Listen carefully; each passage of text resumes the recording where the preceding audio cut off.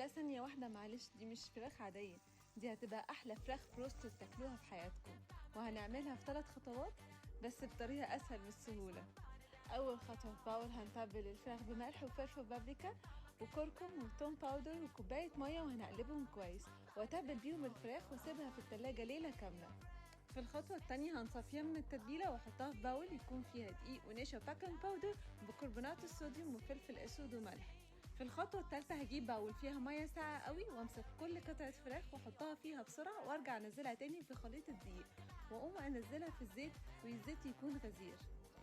بتقعد في الزيت حوالي من 10 دقايق ل 14 دقيقة لحد ما يكون لونها اللون الجولدن الخطير ده. بجد طعمها يامي قوي. انا بس عايزة حد يقولي هو في اسهل من كده ولا في قرمشة اكتر من كده؟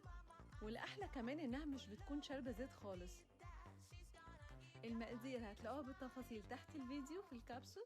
ما تنسوش لو الفيديو عجبكم تعملوا لي لايك وشير. باي باي.